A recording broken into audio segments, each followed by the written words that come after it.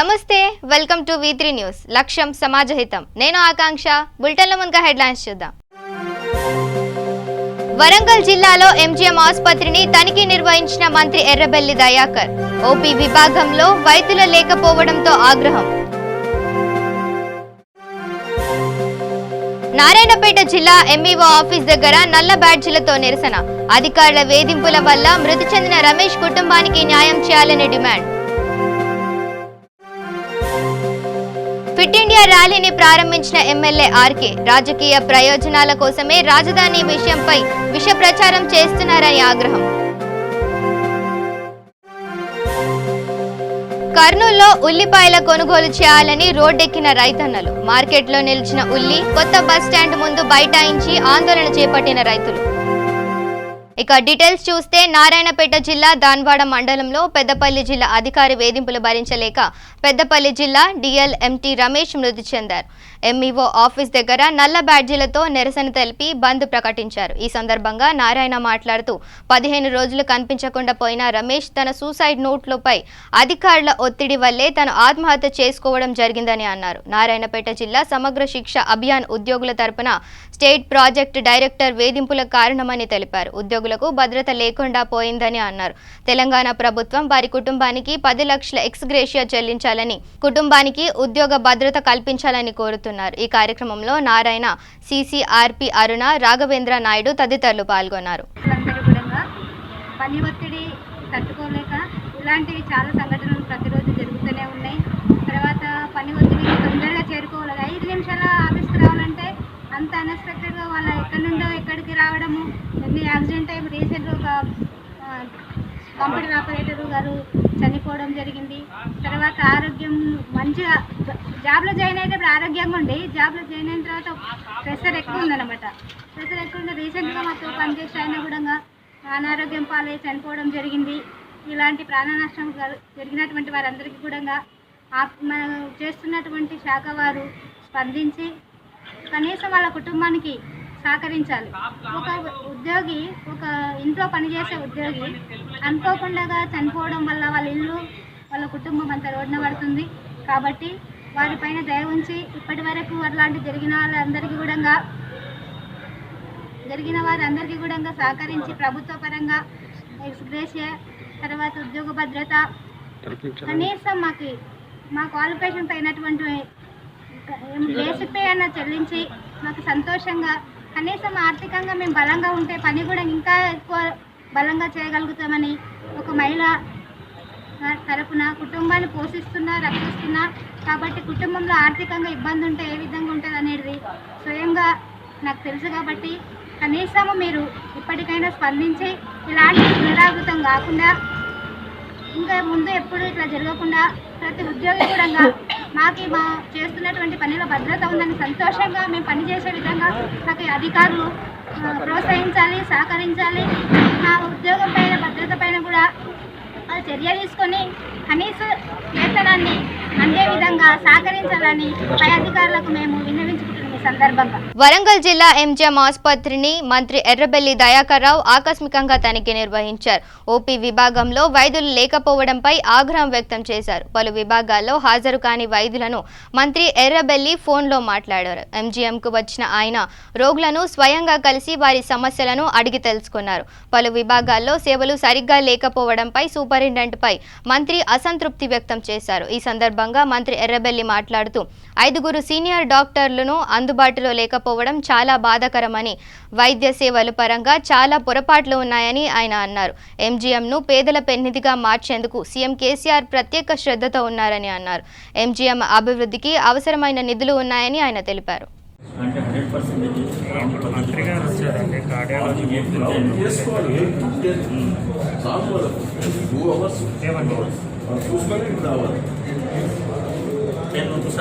చంద్రశేఖర్ గారు ఓకే ఒక్క నిమిషం లైన్లో నీళ్ళు పెట్టింది చంద్రశేఖర్ గారు మెడిసిన్ HOD కదా లీవ్ లెటర్ పంపిస్తాను ఒక్క నిమిషం మీరు లీవ్ లెటర్ పంపారు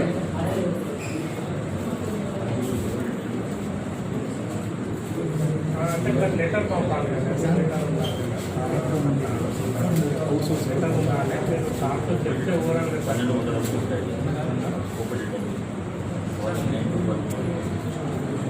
అంటే వాళ్ళు ఒక 2 hours 2 hours అవుతారు.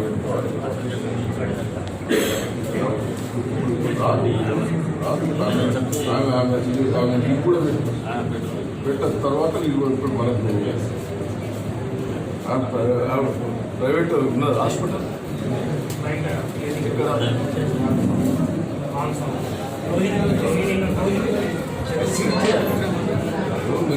హాస్పిటల్ మనకి ఏమున్నదో అది మొత్తం సీట్ చేస్తే అప్పుడు అర్థమవుతుంది. వాడ చూసుకుంటుంటే వస్తుంది. ఎవరు ఆ సునీతారెడ్డి ఎవరు? మమతారెడ్డి ఇమీడియట్ టీచర్స్ కావాలి. లేకపోతే హాస్పిటల్ అన్నా దిగు చేయాలి. మా రోగిని పోతాడు, రోగిని కూడా సీట్ చేస్తామని చెప్పాలి.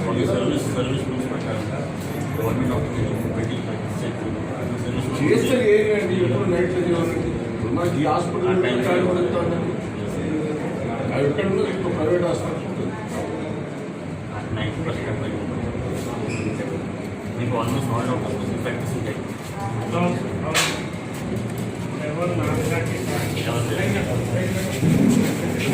ఏమైంది ఎవరు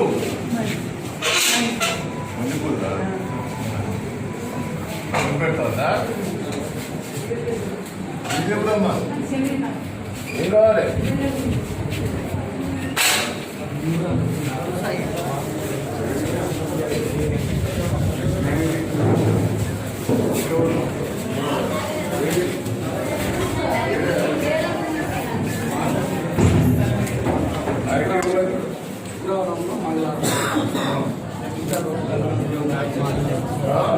యాక్సిడెంటల్ కేసు వస్తే ప్రాబ్లం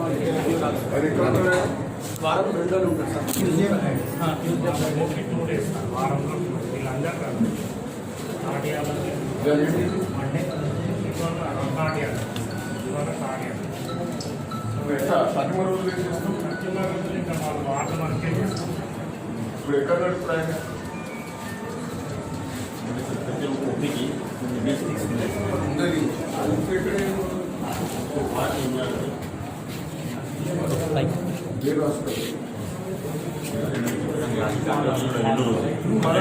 వాడు కూడా పోతే ప్రైవేట్ ప్రాక్టీస్ పెట్టుకుంటా అంటే కదా ఆడ కూడా సీట్ చేయాలి. 2 రోజులు కూడా ఏ హాస్పిటల్ పోతే ఈ డాక్టర్ వస్తే సీట్ చేయాలి. 5 రోజులు పెట్టి ప్రైవేట్ హాస్పిటల్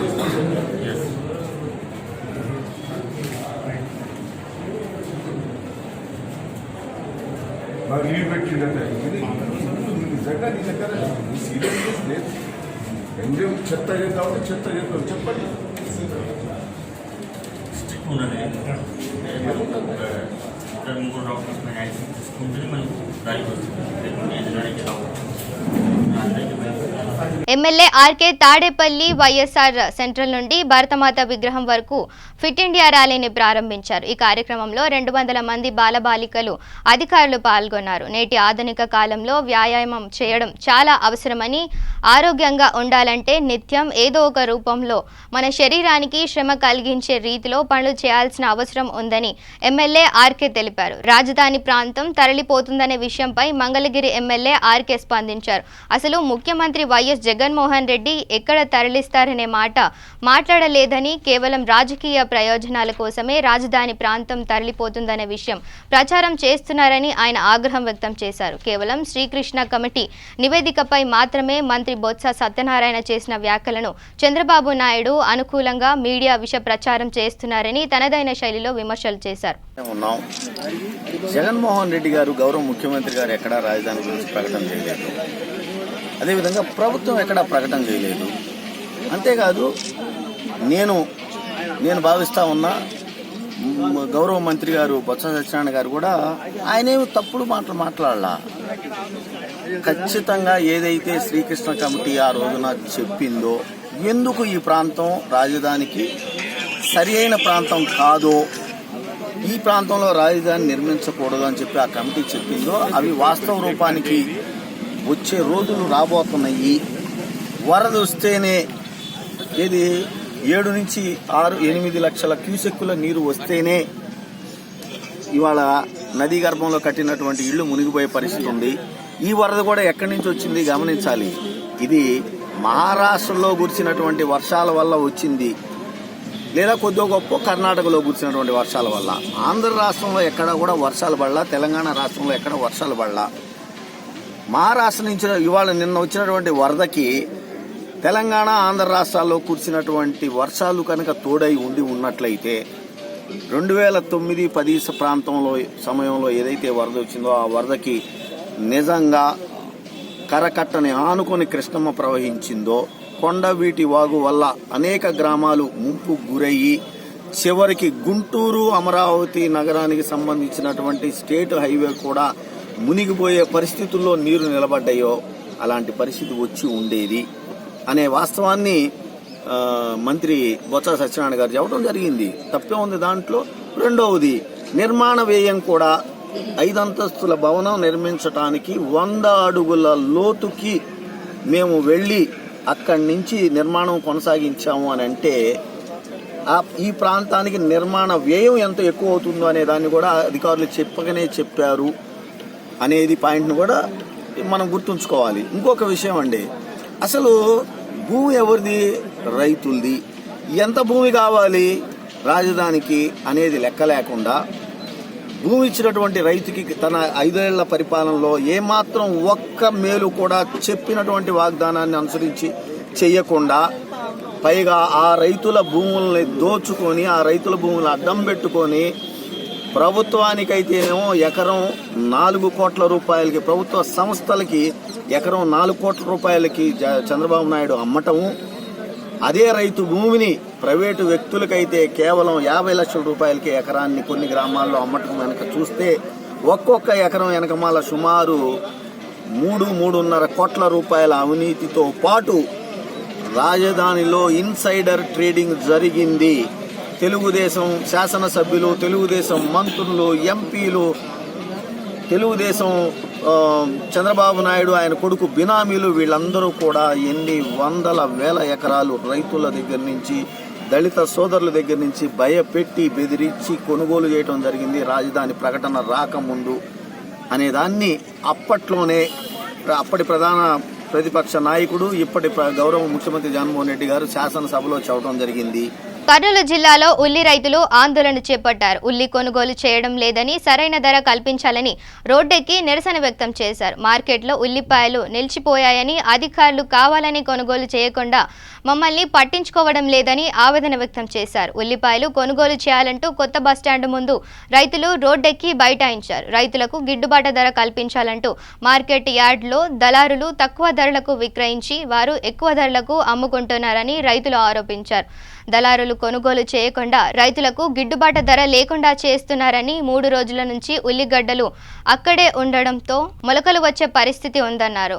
ఉల్లిగడ్డలకి మొలకలు వస్తే పూర్తి బాధ్యత మార్కెట్ యార్డ్ యాజమాన్యానిదే అని వాపోయారు. బస్టాండ్ ముందు రైతులు బైఠాయించడంతో ట్రాఫిక్కు ఇబ్బందికరంగా మారింది. దీంతో పోలీసులు రైతులకు సర్ది చెప్పి ఆందోళన విరమింపజేశారు. 3 రోజులైంది నేను సరికేసుకొచ్చి మంగళవారం మధ్యాహ్నం వేసుకొచ్చినాను, మధ్యాహ్నం నైట్ వేసుకొచ్చినాను. మంగళవారం బుధవారం జరిగింది మార్కెట్. జరిగినా వాళ్ళు వచ్చి 11:30కు వచ్చినారు, 12:30 వరకు జరిపినారు. మేము 2 గంటల్లో ఎంత సరుకు కొన్నారు? తక్కువ కొన్నారు. మళ్ళీ మధ్యాహ్నం లంచ్ కానీ 3కి పోయినారు. 3కి వచ్చినారు, 1 గంటకు పోయి 3కి వచ్చి 4:30 కల్లా మళ్ళీ బంద్ చేసినారు. బంద్ చేయడం వల్ల సరుకు నిలబడిపోయింది మార్కెట్లో. స్టాక్ మొత్తం నిలబడింది అమ్మడిది. దీనివల్ల సరుకు పోవట్లేదు, అమ్మడి పోవట్లేదు. చాలా నష్టపోతున్నాం. అవి మొలకలు వస్తున్నాయి. 3 రోజులైంది మొలకలు వస్తున్నాయి. దీని కారణం ఎవరు? Chairman, market chairman. వాళ్ళు ఏం చేస్తున్నారు? వాళ్ళు పట్టించుకోవట్లేదు. అసలు వాళ్ళు పట్టించుకోవట్లేదు. కంపల్సరీ మాకు బీట్ జరగాలి. ఈరోజు అడిగినాము, పొద్దున పోయి 11 వరకు ఎదురు చూసినాము, రాలేదు. ఏం సార్ ఇట్లా బీట్ జరగడం లేదంటే ఇట్లా లారీలు రావట్లేదంట. కొద్దిగా మీటింగ్ పెట్టినాము, ఒక 10 నిమిషాల్లో పరిష్కరిస్తాము అన్నారు. కానీ 10 నిమిషాలు కాదు, గంట కాదు, 2 గంటలు అయిపోయింది. 2 గంటలు అయిపోయినా కూడా వాళ్ళు ఎటువంటి అసలు ఏ సమాధానం ఇవ్వట్లేదు. వాళ్ళు చైర్మన్ కూడా ఏం చెప్పడం లేదు. మేము ఇక్కడికి రోడ్డుకి ఎక్కి ధర్నా చేస్తున్నాం. వాళ్ళు పట్టించుకోవట్లేదు కాబట్టి మేము రోడ్డు ఎక్కినాము. నీ పేరేంటి? చంద్రశేఖర్. ఎవరు? ఖైరవాడి. మెదక్ జిల్లా జీకేఆర్ గార్డెన్స్ లో శాంతి సమావేశం కార్యక్రమం డీఎస్పీ ఆధ్వర్యంలో ఏర్పాటు చేయడం జరిగింది.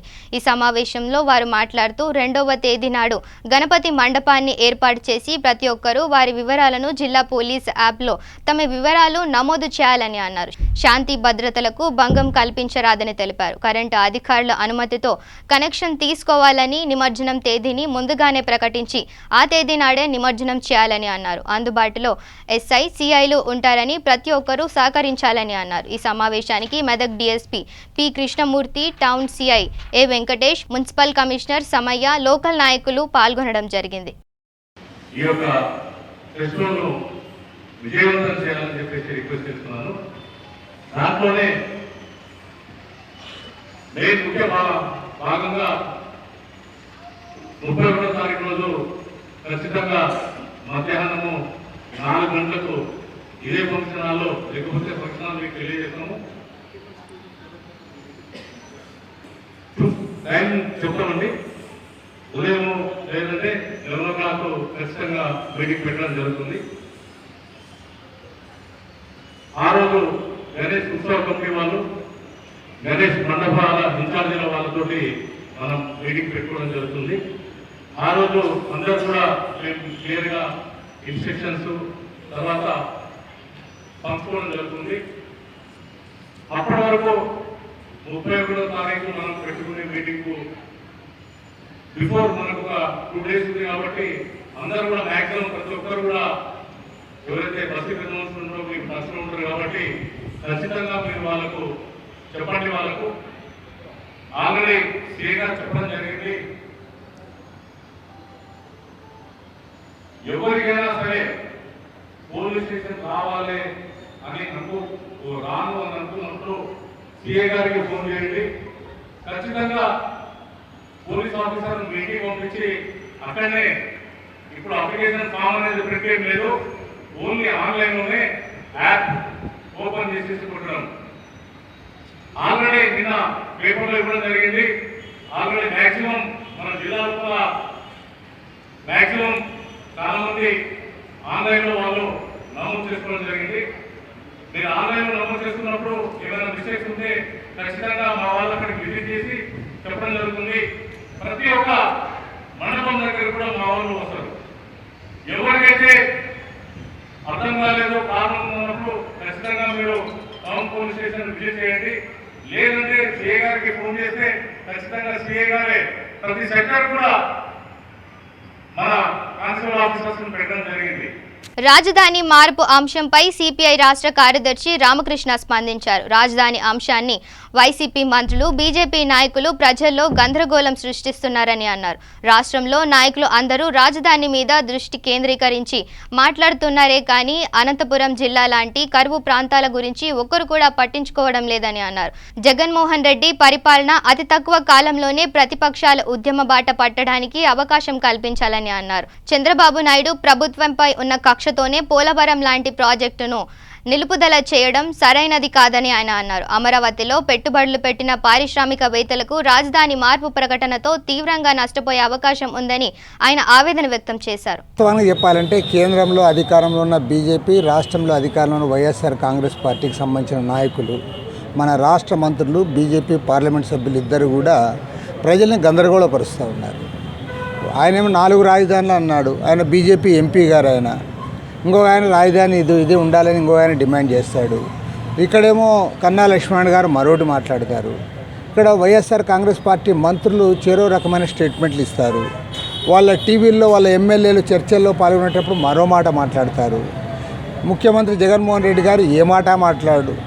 ఆయన నిజంగా ఆయన గురించి కూడా గొప్పగా చెప్పాలి. ఇప్పుడు కారణం ఏమంటే మీ మంత్రులు చెరో మాట మాట్లాడుతూ ఉంటే నువ్వు ఖచ్చితంగా ఒక స్పష్టమైన ప్రకటన చేయాలి కదా. అమెరికాలో ఉన్నప్పుడు చేయలేదు, తర్వాత వచ్చిన తర్వాత చేయలేదు. కాబట్టి ఏమంటే ఒక దుర్బుద్ధి లోపల పెట్టుకొని ఈ రకంగా డైల్యూట్ చేయడం సరైనది కాదు. ఏదైనా ధైర్యంగా మాట్లాడాలి. మీ అభిప్రాయాలు ఏంటి?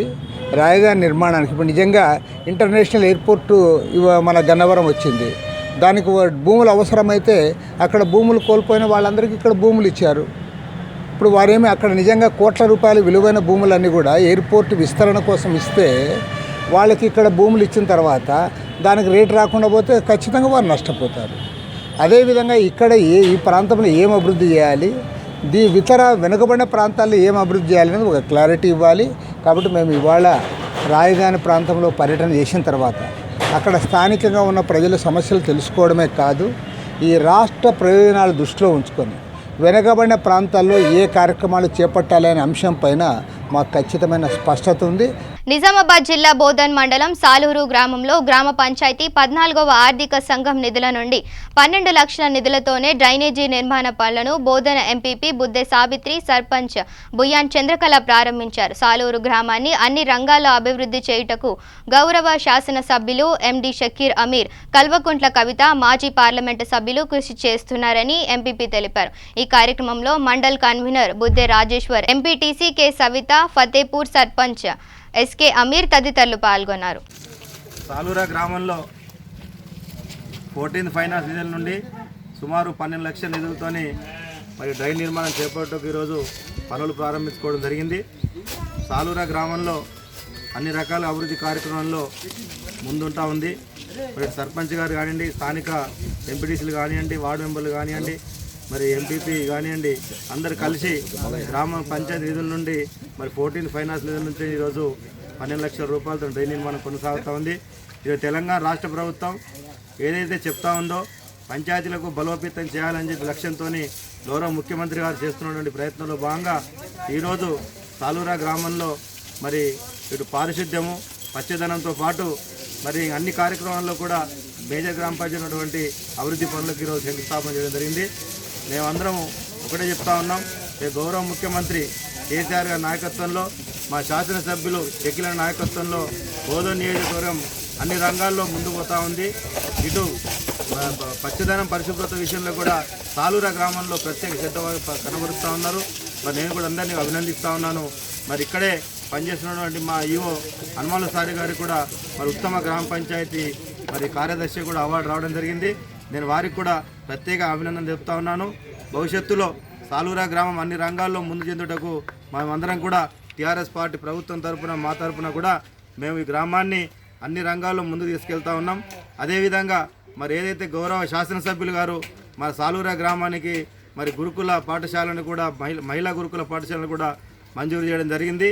ఇక్కడ స్థలాభావ కారణాల వల్ల మన గ్రామంపై ఉన్నటువంటి పాఠశాలని బోధన్ విజయసాయి డిగ్రీ కాలేజీలో ఉన్నటువంటి స్థలంలో నడిపించడం జరుగుతుంది. అదేవిధంగా మరి డబుల్ బెడ్రూమ్ ఇళ్ళ నిర్మాణం కూడా త్వరలోనే మరి గౌరవ శాసనసభ చేతుల మీద 50 ఇండ్లు గ్రామానికి మంజూరు చేయడం జరిగింది. తప్పకుండా ఆ 50 ఇండ్లని కూడా ఈ 15-20 రోజుల్లో గౌరవ శాసనసభ్యులు గారి చేతుల మీదుగా పనులు ప్రారంభించడం జరుగుతుంది. టెండర్లు అయినాయి, అగ్రిమెంట్ కూడా అయిపోయింది. కాబట్టి మరి ఈరోజు అన్ని రకాలుగా మరి గ్రామానికి అభివృద్ధిలో సహకరిస్తున్నటువంటి శాసనసభ్యులకు, గౌరవ మా పార్లమెంటు సభ్యురాలైనటువంటి కవితక్క గారు ఈ గ్రామానికి మరి ₹1 నిధులనిచ్చి మా పంచాయతీ సాలూరా పత్తేపూర్ గ్రామానికి ₹1 నిధులిచ్చి మరి గ్రామంలో ఉన్నటువంటి ప్రతి వార్డులో కూడా సిమెంట్ రోడ్లు వేయడం జరిగింది. Nampally public gardens Jubilee hills లో ప్రముఖ రచయిత గటిక విజయ్ కుమార్ వ్రాసిన ఉజ్వల ప్రస్థానం పుస్తకం ఆవిష్కరణ మరియు బంగారు బాట పుస్తకం పరిచయ కార్యక్రమం నిర్వహించడం జరిగింది. ఈ కార్యక్రమంలో తెలంగాణ ట్రాన్స్కో సిఎండి ప్రభాకర్ రావు, అల్లం నారాయణ, దేశపతి శ్రీనివాస్, ఆర్ నారాయణమూర్తి తదితరులు పాల్గొన్నారు.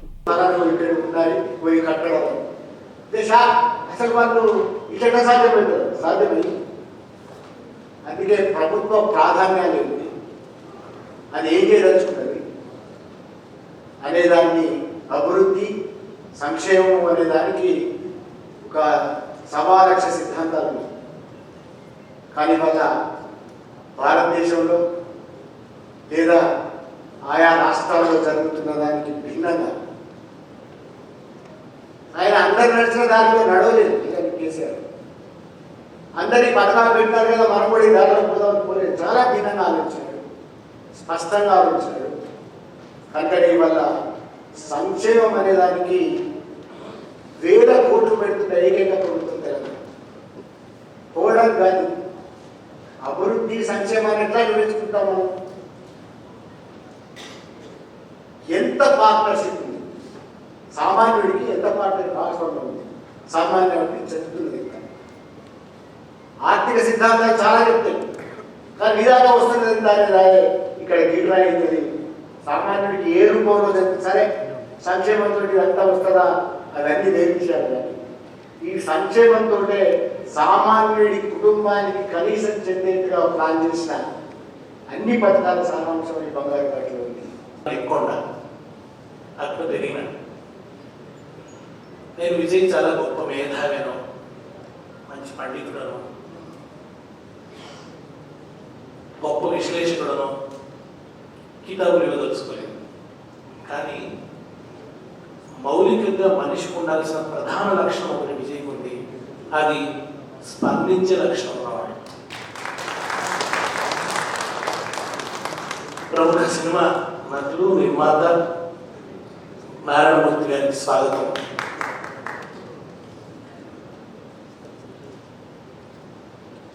కాళోజీ గారు అంటారు, చుట్టూ జరుగుతున్న అన్యాయాలను చూస్తూ పడి ఉండడానికి సాక్షీభూతుణ్ణి కాదు, సాక్షాత్తు మానవుణ్ణి అంటాడు. సో తనలోని మానవీయతను నిలుపుకోవడానికి చేసే ప్రయత్నమే ఒక రచన కావచ్చు, పాట కావచ్చు, ఒక సభా నిర్వహణ కావచ్చు, ఒక కార్యకర్తృత్వం కావచ్చు, ఇంకేదైనా కావచ్చు. హైదరాబాద్ మక్కా మసీద్లో 6వ నిజాం నవాబ్ మీర్ మహబూబ్ అలీ ఖాన్ బహదూర్ 109వ వర్ధంతి సందర్భంగా ఆయన సమాధి వద్ద నివాళులర్పించిన Hyderabad Deccan democratic alliance president doctor Kolluri Chiranjeevi, voice of Telangana president captain Panduranga Reddy, Mir Mahbub foundation president Abdul Rahim, TFTU రాష్ట్ర ప్రధాన కార్యదర్శి ఖలీల్ తదితరులు పాల్గొన్నారు.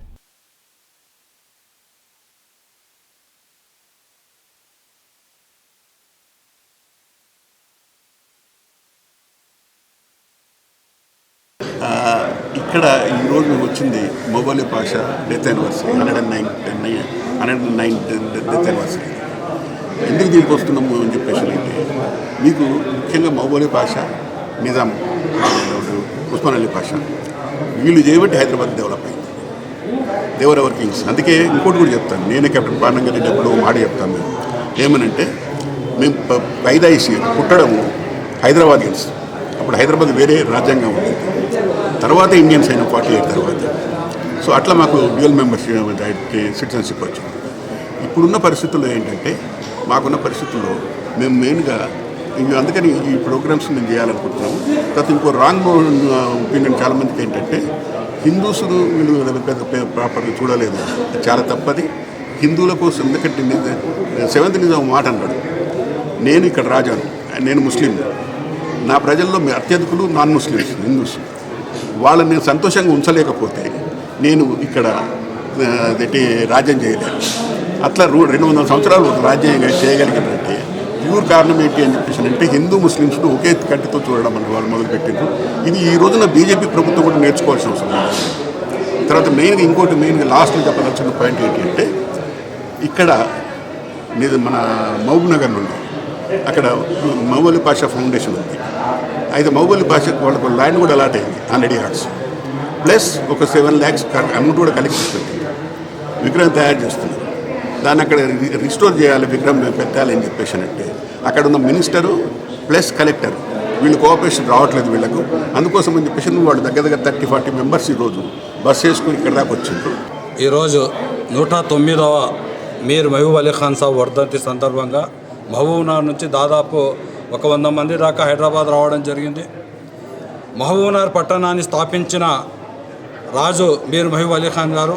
ఆయన ఇవాళకి మహబూబ్నగర్లో కలెక్టర్ ఆఫీస్ కానివ్వండి, అదేవిధంగా రైల్వే స్టేషన్ కానివ్వండి, అదేవిధంగా ఎంఆర్ ఆఫీస్ కానివ్వండి, కోర్టు భవనాలు కానివ్వండి, ఈరోజు మహబూబ్నగర్ జిల్లా పరిపాలన మొత్తం కూడా ఒక మాటలో చెప్పాలంటే మీర్ మహబూబ్ అలీ గారు కట్టిన కట్టడాల లోపలనే మహబూబ్నగర్ పరిపాలన మొత్తం జరుగుతూ ఉంది. అదేవిధంగా ఈరోజు మహబూబ్నగర్ జిల్లాలో ఉన్న మొత్తం గొలుసు కట్టు చెరువులన్నీ కూడా ఈరోజు మహబూబ్నగర్ జిల్లాకు ఏ ప్రాజెక్టు తీసుకొని వచ్చినా మీరు మహబూబ్ అలీ గారు కట్టిన చెరువులు కాకుండా నీళ్లు సప్లై చేసే పరిస్థితి ఇవాళ లేదు. అంత ముఖ్యమైన సేవ మహబూబ్నగర్ జిల్లాకు మీరు మహబూబ్ అలీ ఖాన్ ఉంది. అందుకే మేము ప్రభుత్వానికి ఒక డిమాండ్ చేయదలుచుకున్నాం. మొత్తం తెలంగాణను పరిపాలించిన మన కాకతీయ రాజులను గుర్తించుకోవాల్సిన అవసరం కూడా ఉంది. బులెటిన్ ముగించే ముందు హెడ్లైన్స్ మరోసారి చూద్దాం. వరంగల్ జిల్లాలో ఎంజీఎం ఆసుపత్రిని తనిఖీ నిర్వహించిన మంత్రి ఎర్రబెల్లి దయాకర్. ఓపీ విభాగంలో వైద్యులు లేకపోవడంతో ఆగ్రహం. నారాయణపేట జిల్లా ఎంఈఓ ఆఫీస్ దగ్గర నల్ల బ్యాడ్జీలతో నిరసన. అధికారుల వేధింపుల వల్ల మృతి చెందిన రమేష్ కుటుంబానికి న్యాయం చేయాలని డిమాండ్. ఫిట్ ఇండియా ర్యాలీని ప్రారంభించిన ఎమ్మెల్యే ఆర్కే రాజకీయ ప్రయోజనాల కోసమే రాజధాని విషయంపై విష ప్రచారం చేస్తున్నారని ఆగ్రహం. కర్నూలులో ఉల్లిపాయల కొనుగోలు చేయాలని రోడ్డెక్కిన రైతన్నలు. మార్కెట్లో నిలిచిన ఉల్లి కొత్త బస్టాండ్ ముందు బైఠాయించి ఆందోళన చేపట్టిన రైతులు. ఇవి bulletin updates. Keep watching V3 news. లక్ష్యం సమాజహితం.